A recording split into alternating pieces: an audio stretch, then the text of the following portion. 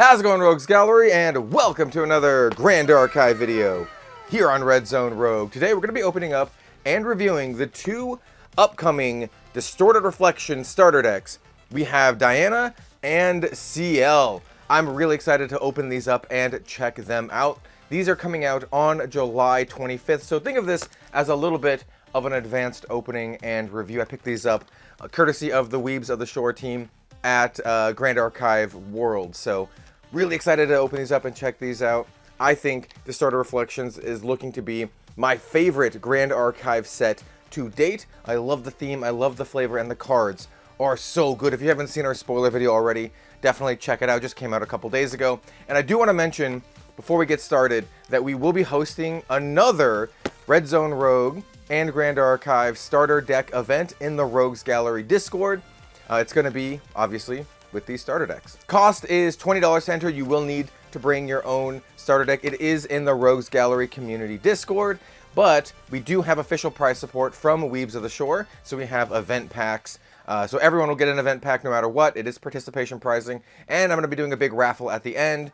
Prizes include a World 2025 playmat and some other stuff, so stay tuned for all that. I'll be listing all of the details and prizes and all that kind of stuff in the Rogues Gallery Discord as everything gets lined up, but we do have signups already.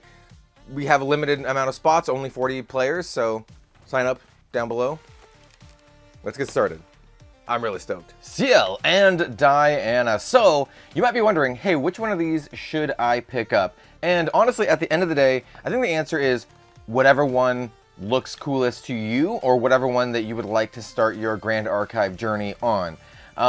I think they're both really cool, really interesting for starter decks. They're both fairly complicated to play compared to some other stuff, but I don't think they're too bad, with Diana here obviously having the 4 out of 5 star difficulty rating, and Ciel having this 3-star. I haven't played with these too much, as once again, these aren't technically out yet. They aren't out until July 25th, but based on what I have played and what I've talked with people who have played a lot more than me, as well as spoilers and all the stuff that goes into this, I think the Ciel deck is more of your build-up style deck with really big attacks. And by build-up, I mean he has a mechanic where you put omen counters on cards that you've banished, or you banish them with omen counters, and he kind of gets stronger over time, building up to some really big stuff. While Diana, she can do interesting things like loading multiple Aether charges, think of them as like powerful spells, into her. You can think of it like a spell gun. We'll talk about it when we get into like all the stuff. But her deck feels a little bit more explosive and combo-y, whereas the Ciel deck feels a little bit more, I don't want to say consistent, but it builds up over time to some really big stuff. So these are both really cool decks. I'm literally going to build both of them like in competitive constructed. I think the decks, I think the champions are awesome.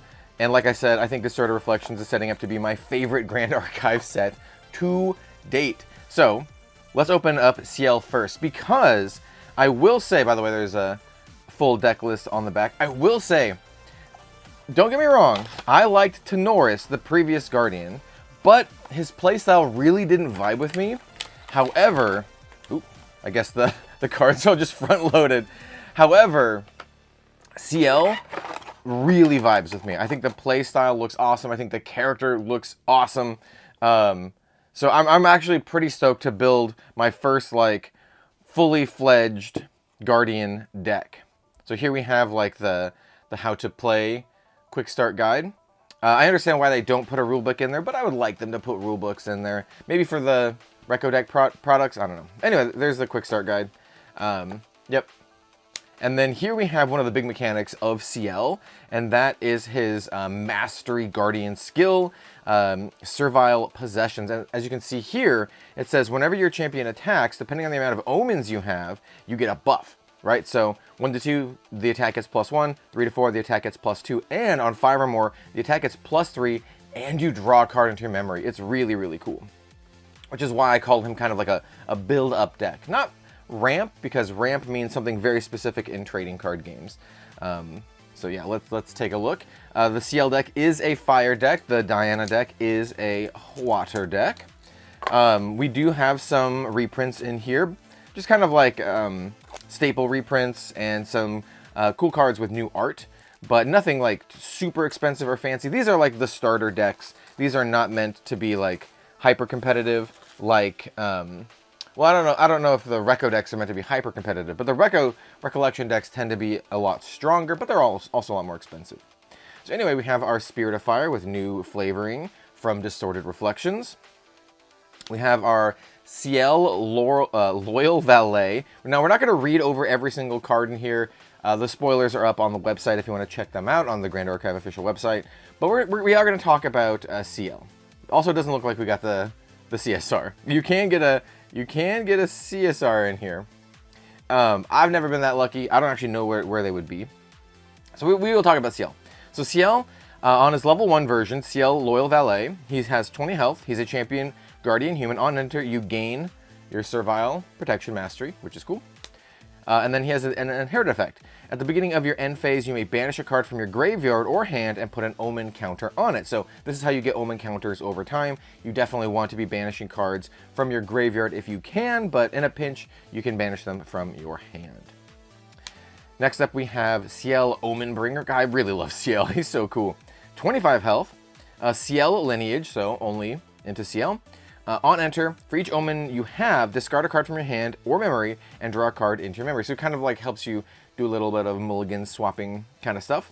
And then on lineage release, which is once you're level 3, you can do the lineage release, which means you banish this from your lineage. You may activate one of your omens. That's really sweet. Activate this only if you have 6 or more omens. You still have to pay for the cost, but you get to play one of your omens, which is cool. So you can, you know, banish an omen early game, maybe an advanced element one that you can't play, and then play it later. Yeah, really cool. And then the big finale is Ciel Mirage's Grave. He is Umbra, so we activate the Umbra element, Ciel Lineage, and then simply he says, whenever an omen counter is put on a card in your banishment, as a spell, deal 2 unpreventable damage to a target unit. So this just helps you get that consistent damage combined with your mastery. Once again, Ciel's all about, you know, building up. Also, he has 30 health like Tenoris, which is great. So he's a big boy. In our material deck, we have Bauble of Abundance reprint. Really pretty, nice little reprint here. We have the Bulwark Sword, another very pretty reprint.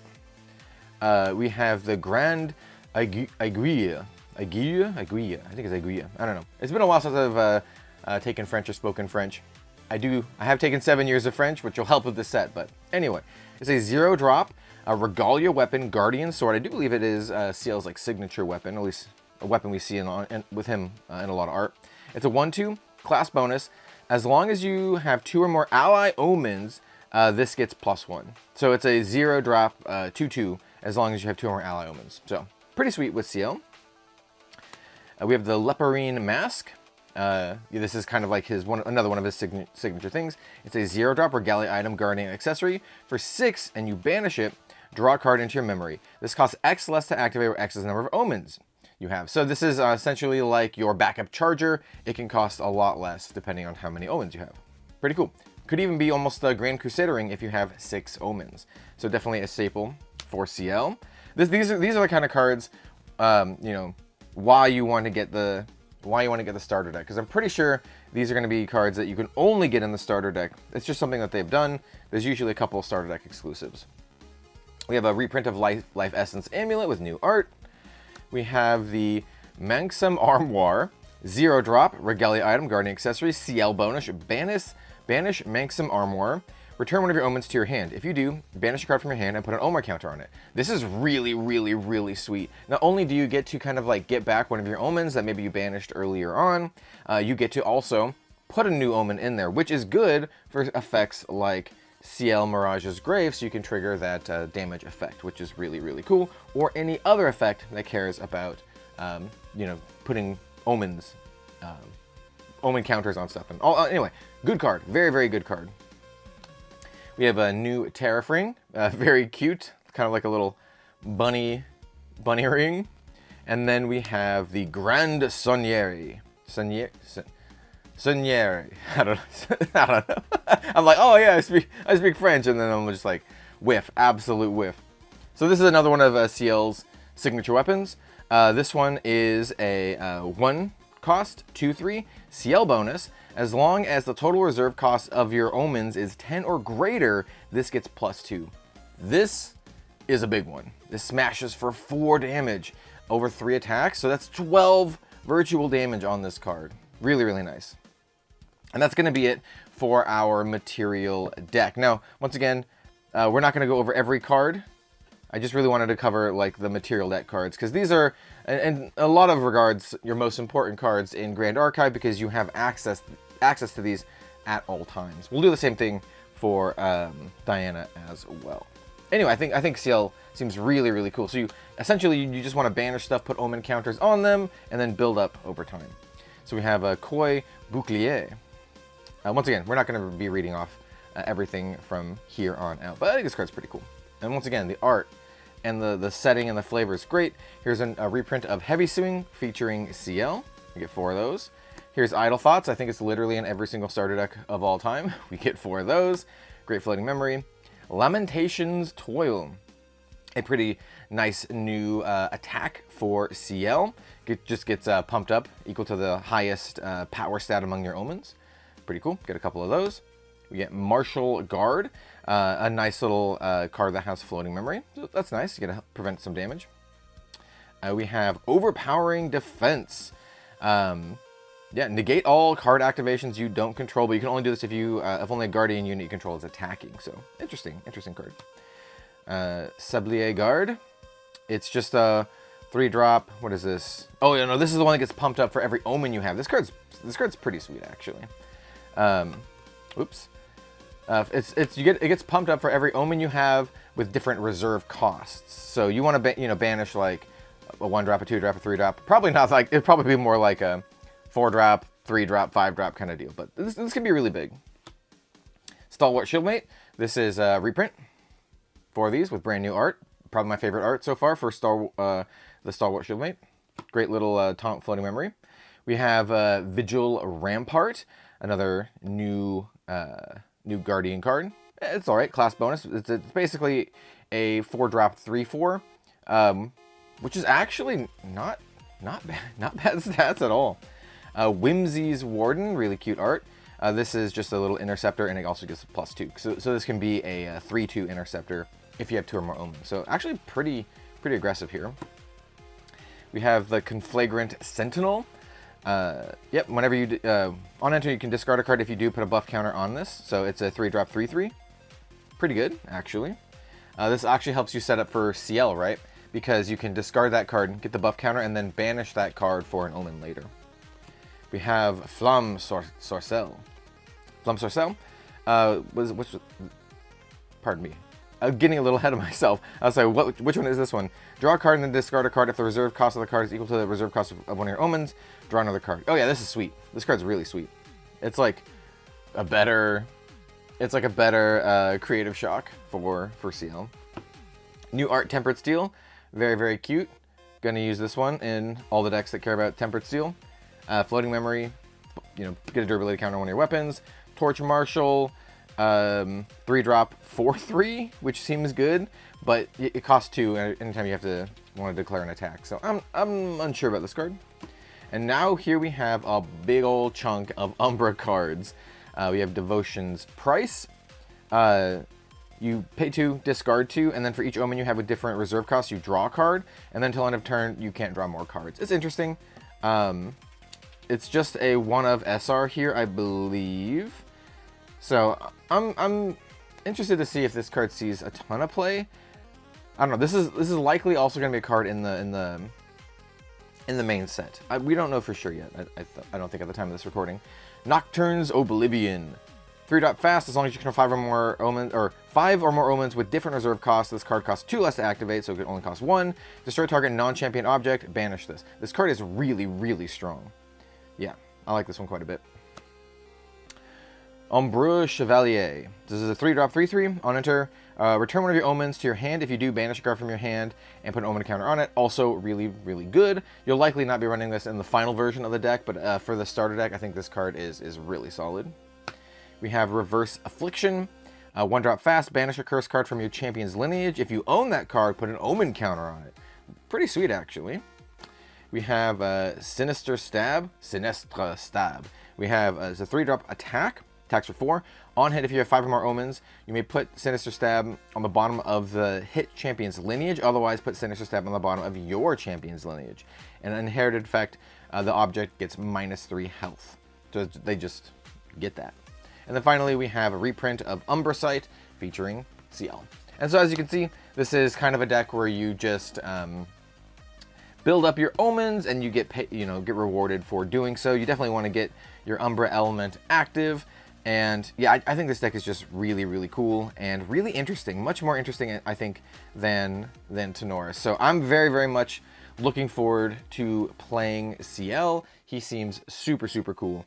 Yeah, I actually cannot wait. So let's go ahead and we'll set this deck aside. And let's open up Diana.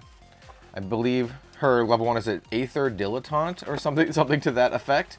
I'm also very much looking forward to Diana. If you had to ask me which one I'm more looking forward to playing, it's probably Diana because she does glimpse stuff, and I think that is super fun. So I'm also looking forward to doing some cool Diana glimpse action here. Oops.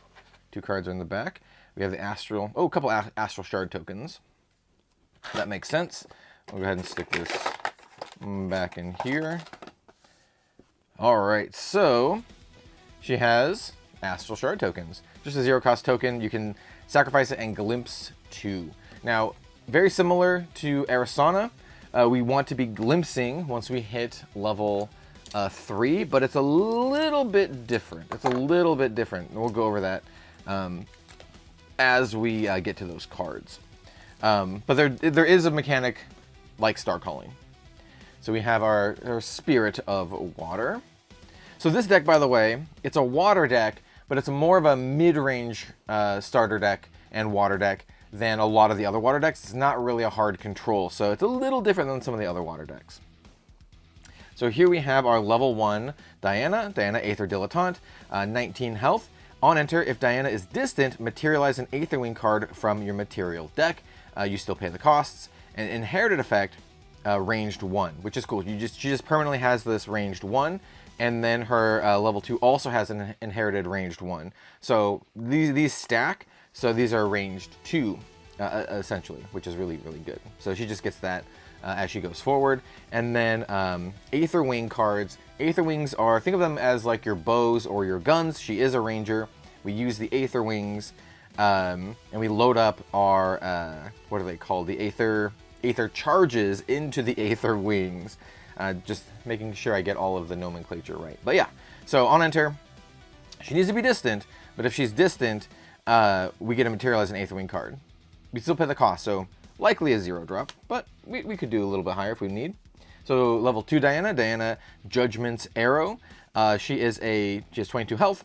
Diana lineage. On enter, load up to 2 Aether charge cards from your hand and or memory into an Aetherwing weapon you control. For each card loaded this way, draw a card into your memory. Now, I'm pretty sure you can load advanced element Aetherwings with this effect. After talking to main deck Dan and some other folks, this gets around that restriction because you're not playing it, you're just loading it into the gun or into the Aetherwing with the effect. So it's really, really good. And for each card loaded this way, like I said, draw a card into your memory. Really strong, super, super good. So you load up 2, and then you draw 2. Yeah, super solid. And then our final version, Diana Moonpiercer. She has 25 health, Diana lineage. Whenever Diana becomes distant, choose 1. Negate each card activation that targets Diana unless its controller pays 2. Then if Diana is defending, end the combat phase unless the attacker pays 2. Really solid. Or you glimpse 2. So we have repeatable glimpse or some repeatable negation when she becomes distant. So as you can see, we really want Diana to become distant, and she also gets that ranged effect. If you don't know what ranged means, it has another reminder text of here. As long as the unit is distant, its attacks get +1, which is pretty cool. All right, so let's talk about the material deck. So we have Bauble of Abundance reprint in this one as well. We have the Foresight Lens, a 0 cost. Banish it, glimpse 2. If your champion is distant, glimpse 4 instead. So really, really good for some star calling stuff, which we'll talk about a little bit later. We have a new Astrocyte, as you can see. But we want to glimpse when we're level 3, so we can activate our star calling effects. In fact, I'll talk about it right now because glimpse is really important, and it's important that you understand glimpsing once you are like level 3. So here's Astrocyte, right? So this is a really simple card. It's a 0 cost, glimpse 1, then draw a card. But it also has this extra effect, star calling, 0.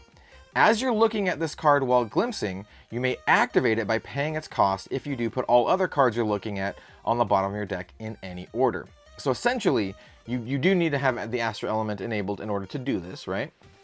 Because you're activating it. But you want to glimpse, and then you're able to play cards almost for free with their star calling effects. Now there's other cards as well. There's Aether Calling, which is a similar type effect. Aether Calling just says, as you're looking at this card while glimpsing, you may load it into an Aether Wing weapon you control. That does not do the same thing here of put all other cards you're looking at on the bottom of your deck in any order. So you can Aether Charge or Aether Call and Star Call in the same glimpse, which is why glimpsing is so very, very important. And I might have glossed over this a little bit, but glimpsing means you just look at the top number cards of your deck, and then you can choose to put them back on top or the bottom, right? So while you're looking at them, you can do these Star Calling and Aether Calling effects. So yeah, this is really, really good, especially in the late game once you're Diana level 3. Next up we have Ranger Boots. 1 cost, hindered, so they enter rested. On enter, draw a card, pretty good. And then you can use them, banish them, your champion becomes distant. Really good. Diana cares about becoming distant. Once again, we get a glimpse when she becomes distant on level 3, or do her little negation effect. So we really, really care about this card. We have Reflexal Ribbon, a 0 cost. You can pay 2 and banish it. Load target Aether Charge card from your graveyard into an Aether Wing weapon you control. This card is nuts.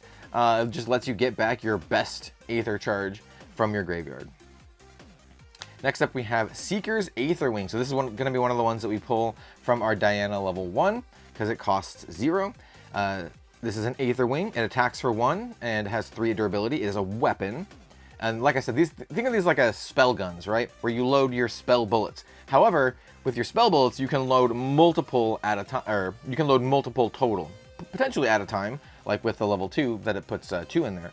So you can actually stack up a bunch of like Aether Charges. So it just says Aether Wing must be loaded to use for an attack and can't be used with an attack card. So you literally put the Aether Charges and then you attack with them. It has Spell Shroud, which is great, and also has True Sight, which is also great. Just this is your all-arounder Aether Wing. We also have Terrafring in this deck. We also have the Aqua Mirage Whisper, a 0 cost 1/3 as well. Spell Shroud, so this is another one that we can go grab with Diana from her level 1 effect, and it says class bonus on hit, glimpse 1 plus X, where X is the amount of damage dealt by this hit. Then put the top card of your deck into your graveyard. This is really, really good, especially late game where you can activate your Star Calling, but you can still also activate your Aether Calling effects. Really, really strong. And then we have Diana's big signature Aether Wing, Pleiades Celestial Genesis, another 0 cost. This is a 2/3. On enter, glimpse 3, really, really good. On attack, Astro Element Aether Wing, or Astro Element Aether Charge cards in the attacker's intent gain. On hit, summon an Astral Shard token, and that's what these are.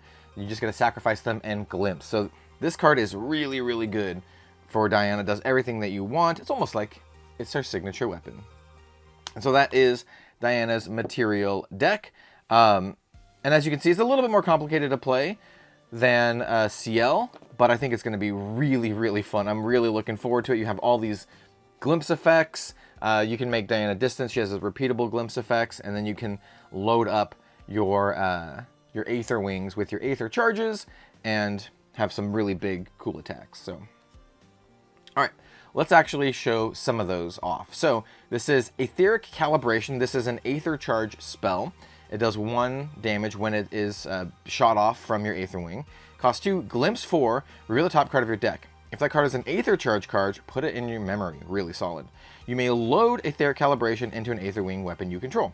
So you play this, it's a spell. So what you do is you play this, you do its first effect, so you glimpse 4, do its effect, and then after that, you load it into one of your Aether Wings. And that's essentially how they work. So you play them for their spell effect, then you load it in. So let's go ahead and take a gander at some more of these. So we get a full playset of these. Really good card for this deck. We have Backstep, another reprint. Makes your unit distant. Really good for this deck because, as you guessed, we really want to become distant. Also, you get a draw card too. This card's really good in this deck.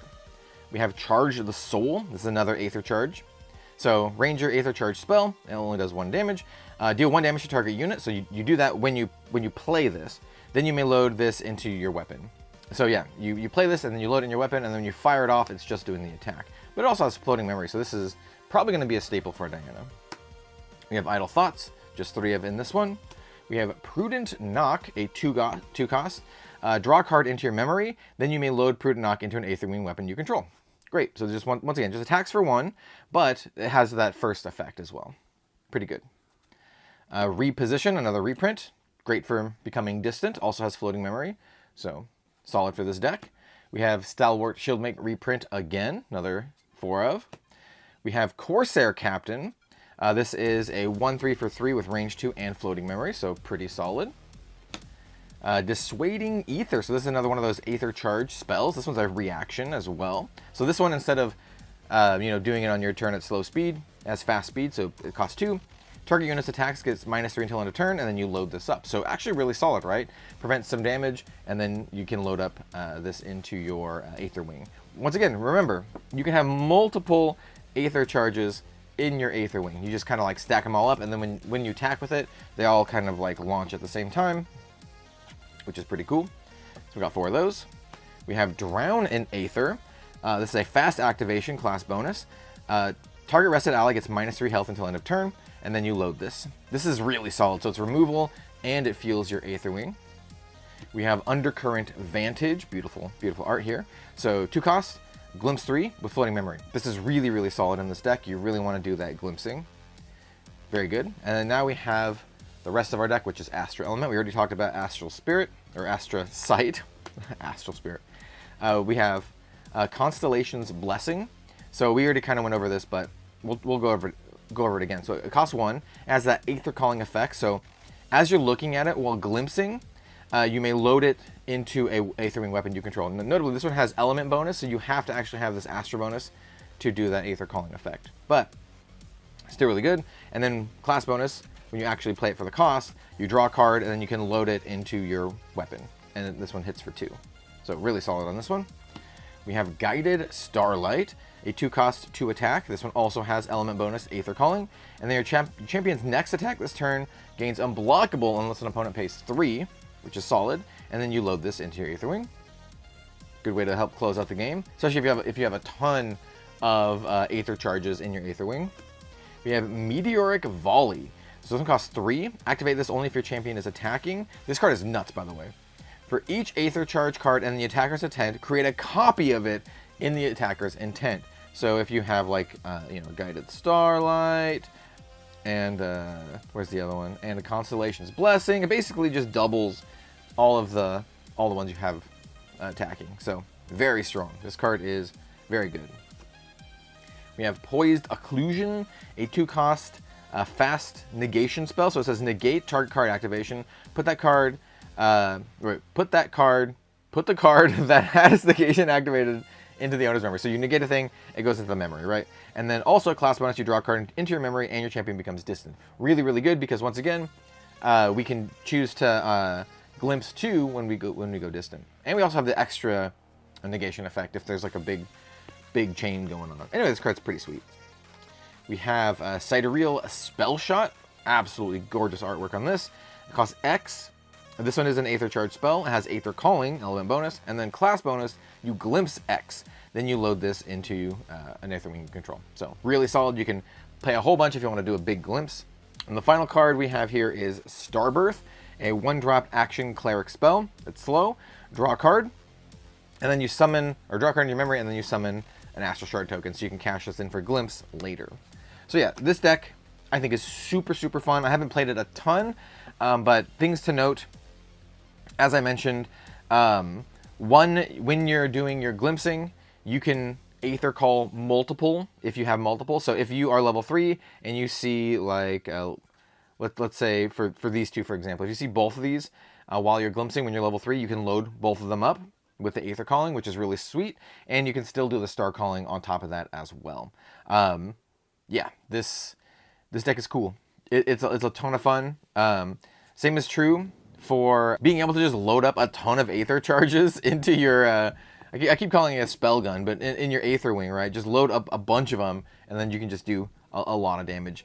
Like I said, it's a more bursty playstyle than Ciel. So Ciel is all about kind of like, you know, getting your power up, you know, getting those omens set up, building up to doing huge attacks that draw a card into your memory, while Diana's a little bit more about taking it kind of slow and loading a bunch of Aether charges into your Aether Wing and doing a big bursting attack. Like I said, much more bursty playstyle, while Ciel is a bit more of a you know, build up type playstyle. They both build up, but in different ways, right? And I think they're both really fun. I can't wait to build actual like constructed decks around these champions. I will be doing that, and I will be doing some deck tech videos once that is done after the set is out on July 25th.